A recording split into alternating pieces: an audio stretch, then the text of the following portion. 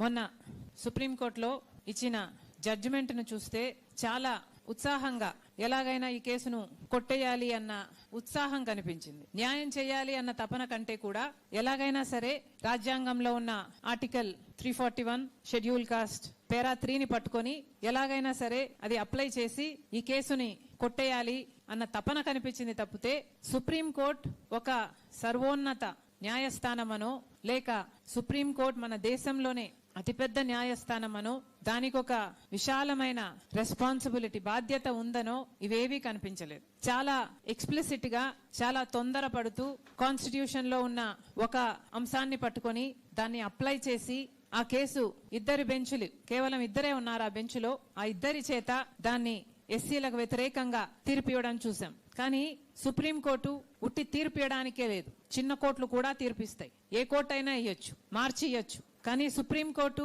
Even more bigger responsibility is in interpreting the constitution. Constitution spirit ని correct గా interpret చేయడం కూడా supreme court బాధ్యత. అంతేకాదు కాన్స్టిట్యూషన్ గార్డియన్ గా కూడా సుప్రీంకోర్టు ఉండాలి, ఇది కూడా సుప్రీంకోర్టు బాధ్యత. కానీ ఇవేవీ కనిపించలేదు. కేవలం హడావిడిగా ఇది ఒక కొలిక్కి రావాలి అన్నట్టు కేవలం ఇద్దరు బెంచ్తో. అందుకే కాంగ్రెస్ పార్టీ జాతీయ స్థాయిలో దీన్ని ఖండించడం జరిగింది. ఇదేమిటిది, ఇద్దరి బెంచ్తో మాత్రమే ఇంత ముఖ్యమైన తీర్పు ఇలా ఇచ్చారు, ఇలా కాకుండా 7 మందితోనో 9 మందితోనో పెద్ద బెంచ్తో ఇది డిబేట్ చేసునుంటే రాజ్యాంగం ఏం చెప్తుంది అన్న ఇంటర్ప్రిటేషన్, ఫైనల్ ఇంటర్ప్రిటేషన్ డిబేట్ జరుగును. కాన్స్టిట్యూషన్ గార్డియన్స్ గా కూడా వాళ్ళు వ్యవహరించాలి అన్న విషయాన్ని మర్చిపోయి చేసినట్టుగా కనిపిస్తుంది. ఎందుకంటే కాన్స్టిట్యూషన్ స్పిరిట్ ని ప్రొటెక్ట్ చేసినట్టుగా ఇది కనిపించటం లేదు, ఇంటర్ప్రిటేషన్ జరిగినట్టుగా కనిపించటం లేదు.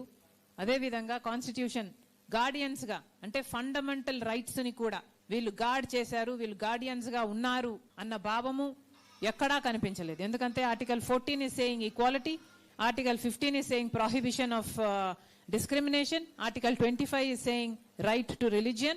బట్ ఇవేవి పరిగణలోకి తీసుకోకుండా చేయటం జరిగింది.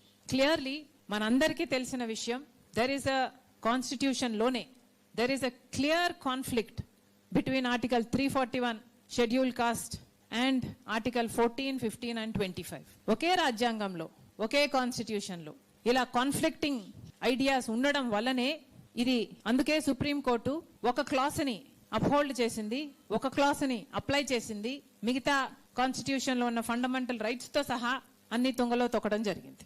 కాబట్టే దీని మీద డిబేట్ జరగాలి. కాన్స్టిట్యూషన్ లో కాన్ఫ్లిక్ట్ లేకుండా అందరం ఏ క్లాసులు అయితే ఉన్నాయో, ఏ ఆర్టికల్స్ ఉన్నాయో అన్ని కూడా కాన్స్టిట్యూషన్ స్పిరిట్ ని అప్హోల్డ్ చేసేటట్టు ఉండాలి తప్పితే ఇలా భావితరాలకు కన్ఫ్యూజ్ చేసేటట్టుగా, కాన్ఫ్లిక్ట్ చేసేటట్టుగా ఉండకూడదు. దానికి చర్యలు తీసుకోవాల్సిన అవసరం ఉంది. ప్రభుత్వము, పార్లమెంటు, సుప్రీంకోర్టు ఇలాంటివి అన్ని కూడా ఇది అరికట్టే ప్రయత్నం చేయాలి. ఎందుకంటే ఇందాక అన్నలు చెప్పినట్టుగా నిజం పుట్టుకతో వస్తుంది, కులం చచ్చిపోయినా కూడా పోదు. ఇది ఒక సామాజిక వ్యాధి, ఇది ఒక చేదు నిజం. వివక్ష అన్నది ఒక వాస్తవం. ఎవరు అవునన్నా కాదన్నా ఇందాక అన్న చెప్పినట్టుగా ఎక్కడా రాసిబడి లేదు, కానీ ఇది వాస్తవం. కుల వివక్ష అన్నది ఉన్నది. ఇది ఎంత అన్యాయం అంటే ఈరోజు ఒక దళితుడు క్రిస్టియన్ గా మారితే ఆయన ఆర్థిక స్థితి మారటం లేదు, ఒక దళితుడు క్రిస్టియన్ గా మారితే ఆయన సామాజిక స్థితి మారటం లేదు, ఒక దళితుడు క్రిస్టియన్ గా మారితే ఆయన మీద జరిగే అవమానాలు తగ్గటం లేదు, ఒక దళితుడు క్రిస్టియన్ గా మారినంత మాత్రాన వాళ్ళ మీద దాడులు తగ్గటం లేదు. దళితుల్ని దళితులుగా చూస్తున్నారు కాబట్టే వాళ్ళ మీద ఇన్ని దాడులు జరుగుతున్నాయి. వాళ్ళ మీద ఇన్ని దాడులు జరుగుతున్నాయి కాబట్టే వాళ్ళకి కొన్ని అప్లిఫ్ట్మెంట్ కోసం కొన్నైనా చేయకపోతే, రిజర్వేషన్లు అయితే ఏమి, లేక SC ST atrocity act protection అయితేనేమి, ఇలాంటివన్నీ వాళ్ళకి ఇవ్వకపోతే వాళ్ళు సమాజంలో పైకి రాలేరు, బ్రతకలేరు అన్న ఉద్దేశంతోనే వాళ్ళకి ఇవన్నీ ఇయ్యటం జరిగింది. ఒకవైపు ఇస్తూ, ఒక చేత్తో ఇస్తూ ఇంకో చేత్తో మళ్ళీ లాగేసుకున్నట్టుగా వాళ్ళు క్రిస్టియన్స్ అయితే ఇవి వర్తించదు అనడం చాలా చాలా అన్యాయం. అంతేకాదు ఒక ఎస్టీ మతం మారినా, క్రిస్టియన్ అయినా ఒక ఎస్టీఏ, మళ్ళీ రిజర్వేషన్లు అప్లై అవుతాయి. ఒక బీసీ మతం మారినా రిజర్వేషన్లు అప్లై అవుతాయి, ఒక ఓసీ మతం మారినా అప్లై అవుతాయి. కానీ ఒక ఎస్సీకి మాత్రం ఇది అప్లై కాదు అంటే ఇది నిజంగానే చాలా దురదృష్టకరం. ఇది ఎవరూ కూడా అంగీకరించలేదు. ఏ కులం వాళ్ళు కూడా ఇది న్యాయం అని చెప్పారు అంటే వాళ్ళు బయస్డ్ గా చెప్తున్నారనే అర్థం. నిన్న ఇచ్చిన తీర్పులో ఇది కూడా చాలా స్పష్టంగా చెప్పడం జరిగింది. రీకన్వర్షన్ జరిగితే మళ్ళీ ఏ కులంలో పుట్టారో మళ్ళీ ఆ కులానికే వాళ్ళు చెందే అవకాశం ఉంది అని. అంటే సుప్రీంకోర్టే ఒప్పుకుంటున్నట్టు కదా, కులం అన్నది పుట్టుకతో వస్తుంది అని వాళ్ళంతకు వాళ్ళే ఒప్పుకున్నట్టయింది. ఎందుకంటే మళ్ళీ రీకన్వర్షన్ అయినా కన్వర్షన్ అయినా మళ్ళీ పుట్టిన కులానికే పోతారు అంటే పుట్టుకతో కులం వస్తుందని సుప్రీంకోర్టే ఒప్పుకున్నట్టయింది. అంతేకాదు దీంట్లో అసలు నాస్తికుల పరిస్థితి ఏమిటి అంటే ఎస్సీగా పుట్టిన వాళ్ళు, దళితులుగా పుట్టిన వాళ్ళు నాస్తికులుగా ఉండే హక్కు కూడా లేదా? ఎవరిని నమ్మకుండా ఉండే హక్కు కూడా లేదా? ఎవరిని నమ్మాలో కూడా కాన్స్టిట్యూషనే నిర్ణయిస్తుందా? ఇది ఎక్కడి విచిత్రం? నిజంగానే ఇది ఖండించతగినదే. నిజంగానే ఎవరూ కూడా దీనికి ఒప్పుకోరు. ముఖ్యంగా మన రాష్ట్ర విషయానికి వస్తే చాలా మంది మాలా మాదిగ కులాలకు, సబ్ కాస్ట్లకు చెందిన వాళ్ళు, దళిత కులాలకు చెందిన వాళ్ళు చాలా మంది క్రైస్తవ మతంలో ఉన్న వాళ్ళే. ఈ సంఖ్య మన రాష్ట్రంలో 80 లక్షలకు పై మాటే తప్పితే తక్కువ లేదు. అంటే ఇప్పుడు ఈ చట్టం వర్తింపచేస్తే మన రాష్ట్రంలో ఇంతమందికి అంటే దాదాపు 1 కోటి మందికి ఇది అప్లై అవుతుంది. మరి ఇది ఎంత అన్యాయం అంటే మన జనాభాలో దాదాపు 20%కి అన్యాయం జరుగుతుంది. అంటే మన రాష్ట్రంలో మనం ఇంతమంది ఉండికి కూడా వాళ్ళకు అన్యాయం జరుగుతుంటే అది ఆపలేకపోతే ఇక ఇంతమంది ఉండి ఏం లాభం? కాబట్టే అందరం కూడా అర్థం చేసుకోవాలి, నాయకులు ముఖ్యంగా అర్థం చేసుకోవాలి. దళితులకి ఈ రిజర్వేషన్లు ఇవ్వకపోతే వాళ్ళు బ్రతకలేని పరిస్థితి.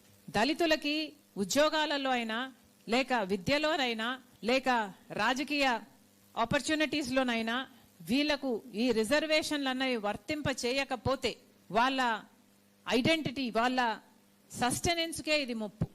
అంతేకాదు ఇంకా ముఖ్యం ఏమిటంటే లైఫ్కు కూడా ఒక అష్యూరెన్స్ ఉండాలి. అంటే ఎస్సీ ఎస్టీ అట్రాసిటీ యాక్ట్ వాళ్ళకు వర్తింప చేస్తేనే వాళ్ళ లైఫ్కు కూడా ఒక సెక్యూరిటీ ఉంటుంది. లేకపోతే అసలు ప్రాణాలు గుప్పెట్లో పెట్టుకొని ఎప్పుడు ఎవరు దాడి చేస్తారో తెలియక ఇక వాళ్ళకు కనీసం లైఫ్ సెక్యూరిటీ కూడా ఒక దేశంలో ఉంటూ అది కల్పించలేకపోతే ఇక ఆ దేశంలో బ్రతకడం ఎందుకు? ఇక ఆ దేశం వాళ్ళకు ఏమిచ్చినట్టు? ఇవన్నీ కూడా పాలకులు ఆలోచన చేసుకోవాలి. ముఖ్యంగా టీడీపీ అయినా వైసీపీ అయినా మన రాష్ట్రంలో ఇంత పెద్ద పెద్ద పార్టీలు ఉన్నాయి, కానీ వీళ్ళెవ్వరూ ఇప్పుడు మాట్లాడటం లేదు. చంద్రబాబు గారు మాట్లాడటం లేదు, జగన్మోహన్ రెడ్డి గారు మాట్లాడటం లేదు. ఇక కేంద్రంలో ఉన్న బీజేపీ అయితే మొత్తానికే మాట్లాడరు. ఎందుకంటే వాళ్ళ అజెండానే దళితులు ఉండకూడదు, క్రిస్టియన్లు ఉండకూడదు, ముస్లింలు ఉండకూడదు. ఈ దేశంలో ఈ 3 వర్గాల వాళ్ళు ఉండకూడదు. వీళ్ళ మీద చేస్తే దాడులు చేయాలి, వాళ్ళను చంపేయాలి. ఒకవేళ వాళ్ళు మిగిలినా కూడా సెకండ్ గ్రేడ్ సిటిజన్స్ గా మిగలాలి, ఇన్ఫీరియర్ సిటిజన్స్ గా మిగలాలి. బీజేపీ అధికారంలోకి వచ్చినప్పటి నుంచి ఇదే బీజేపీ వైఖరి. మతం కులం పేరుతో చిచ్చు పెట్టాలి, ఆ మంటలో వీళ్ళు చలిగాచుకోవాలి. ఏ ఎలక్షన్ వచ్చినా సరే పోలరైజ్ చేయాలి. హిందువుల మెజారిటీలంతా ఒకవైపు పెట్టాలి, మైనారిటీలను ఇంకోవైపు పెట్టాలి, ఆ ఎలక్షన్ గెలవాలి. ఇదే వీళ్ళ అజెండా. బీజేపీ ఇప్పటికే కాదు ఎప్పటి నుంచో కూడా దళితులకు వ్యతిరేకం, క్రిస్టియన్లకు వ్యతిరేకం, ముస్లింలకు వ్యతిరేకం. దీనికి రుజువు ఏమిటి అంటే గోద్రా, మణిపూర్.